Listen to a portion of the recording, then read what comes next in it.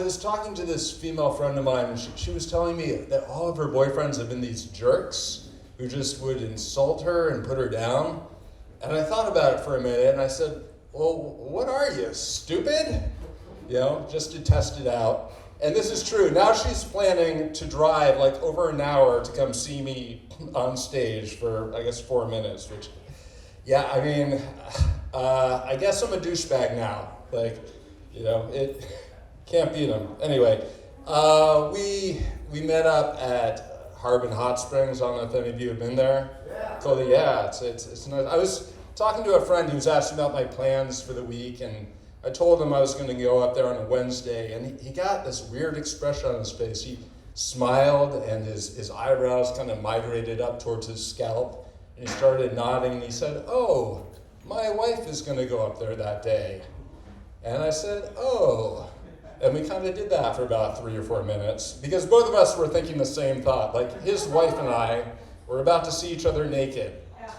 And the awkward thing is I've known them for about 7 years, and in all that time they've been clothed people. It's just an awkward length of time to know someone before seeing them naked. So at any rate, I'm up there, I'm taking a shower, as you do, and she emerges from the changing room just like Venus from her shell, just as I was picturing so many times before. Yeah. At any rate, we handled it in a very mature way. She pointed at me and kind of scream whispered, Scott, you're naked! Because you have to whisper there. And I pointed back and I scream whispered, you're naked too! And that was that. We didn't talk about it again until I was getting on a bus and I heard her yell, I saw you naked! So I got a whole row on the bus to myself. It was kind of nice. I have not always been this casual about nudity.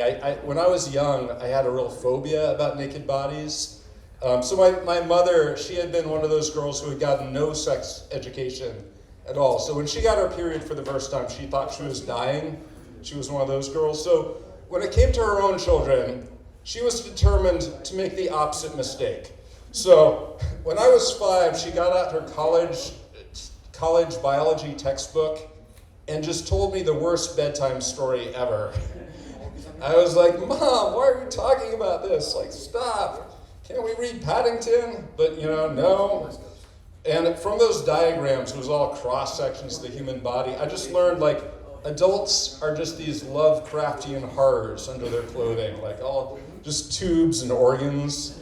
And I was deathly afraid of getting having puberty and my vas deferens tubes, popping out, and I didn't understand how sex was supposed to work. Does the uterus just pop out of the body and then the man puts the cross section of his penis in there? It was it was just horrifying. So when it came time, anyway, half the purpose of a sex ed talk is to discourage unwanted pregnancy, right?